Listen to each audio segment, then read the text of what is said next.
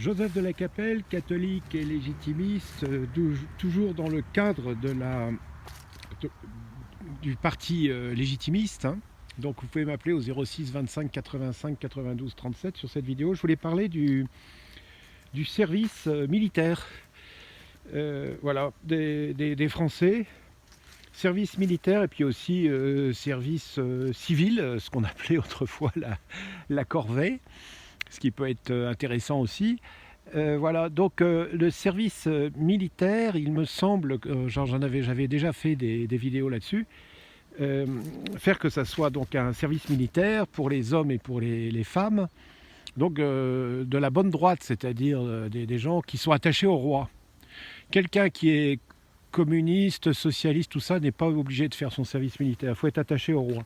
Si on est attaché au roi, on peut faire son service militaire. Alors évidemment, ça donne des avantages, par exemple le droit de vote, comme ça, voilà. Et puis après, faire un peu comme le système suisse, j'en avais déjà parlé, faire des périodes, c'est-à-dire faire vraiment un moment de classe quand on est jeune ou moins jeune, parce qu'il y a des gens aujourd'hui qui ont un certain âge et qui n'ont jamais fait leur service militaire, donc il faut quand même apprendre un certain nombre de choses pendant, on va dire, 3 semaines, quoi, voilà, apprendre l'armement, etc., enfin voilà, et puis manipuler, etc., les armes, etc.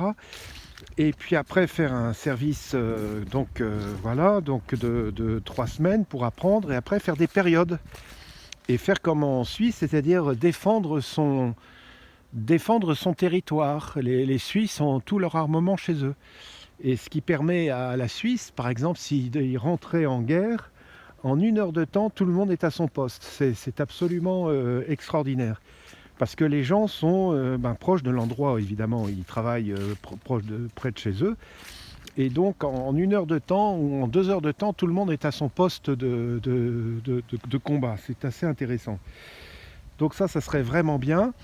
Et puis évidemment, si vous faites vos services militaires, si vous êtes attaché au roi, vous avez un certain nombre de privilèges. D'abord, vous avez une solde.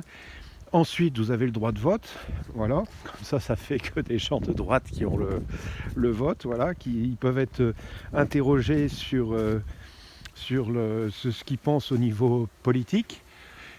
Et donc, voilà, enfin, ça serait intéressant, et ça permettrait, si vous voulez, d'éliminer le progressisme. La gangrène de nos sociétés occidentales, c'est le progressisme, hein. Le progressisme, c'est toujours des lois qui vont contre Dieu. Donc comme ça permet de sélectionner des gens qui sont bien et donc qui servent le roi et qui acceptent que les familles soient des familles, que les couples, ça soit un homme et une femme, que voilà.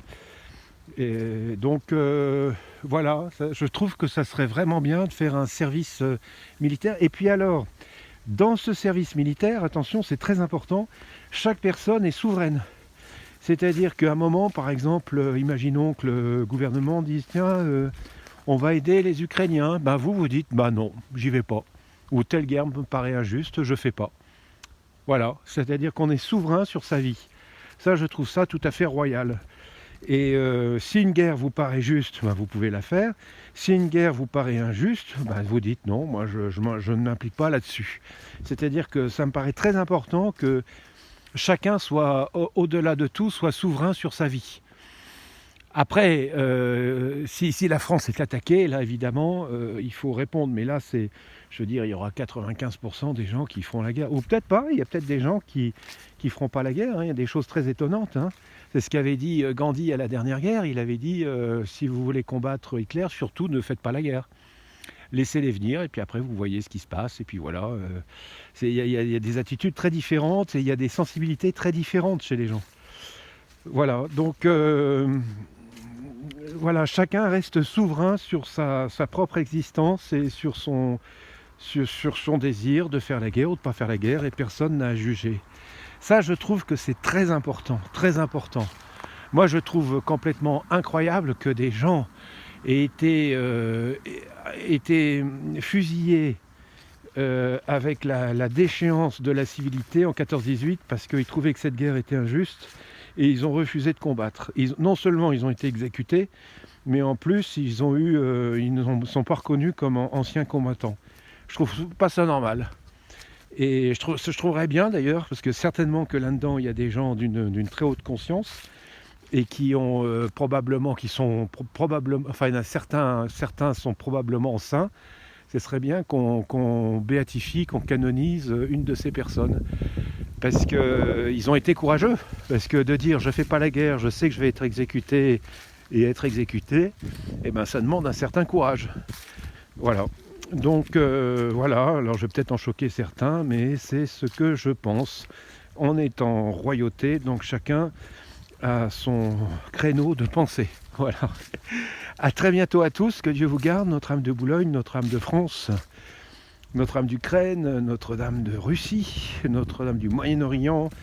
Priez pour nous, à très bientôt à tous. Deus et Rex.